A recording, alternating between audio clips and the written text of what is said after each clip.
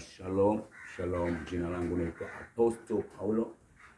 Nimekuletea somo nzuri linahusu nguvu ya Eden. Kwa nini nguvu ya Eden? Eden ni nini? Eden ni mafanikio yako, ni neema yako, ni baraka zako, ni kibali chako. Lakini mahali hapo unapokaa katika Eden, kumbuka shetani naye yuko mahali hapo kuvuruga mfumo wa ile neema ya nguvu ya Eden ili usiweze kufanikiwa.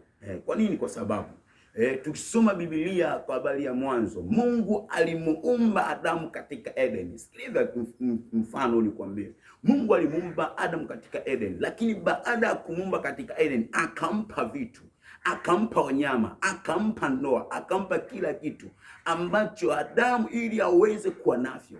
Lakini mahali hapo katika Mungu kumpa vitu vyote Adamu, shetani naye alikuwepo.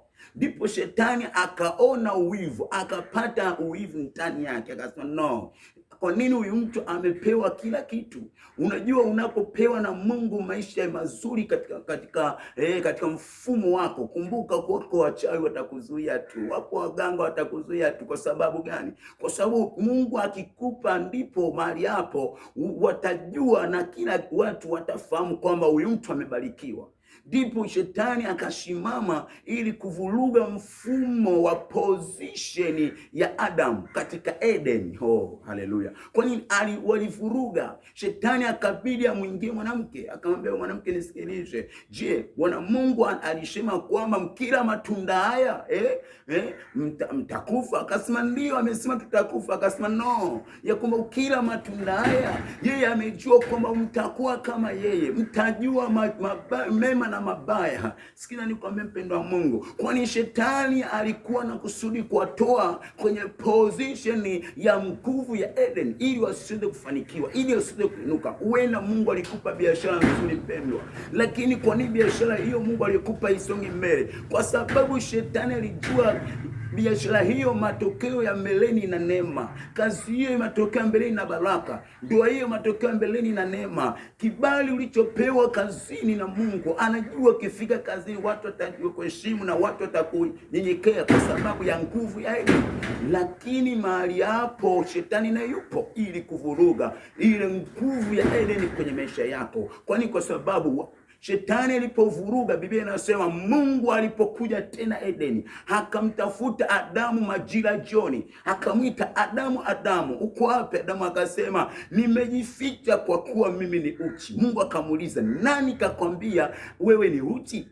Akasema hivi, akasema niko uchi. Mungu akagundua kwamba okay, vile nilivyoambia, mfumo niliowapa ya kwamba kumbe wameufanya. Kuna wakati Mungu anapokupa kazi, anakupa na maelekezo, anaweza akakwambia hiyo kazi nimekupa, lakini naomba unyenyekee na unyenyekee mimi kwa kuwa nimekupa hiyo kazi. Mungu anaweza kukupa biashara, kwamba hiyo biashara niliyokupa naomba uwe mtu wa maombi ili biashara yako izidi kukua. Maana yake ni nini? Mungu anapokupa Edeni, anakupa na vitu vifuatavyo ili Edeni yako iweze kustawi.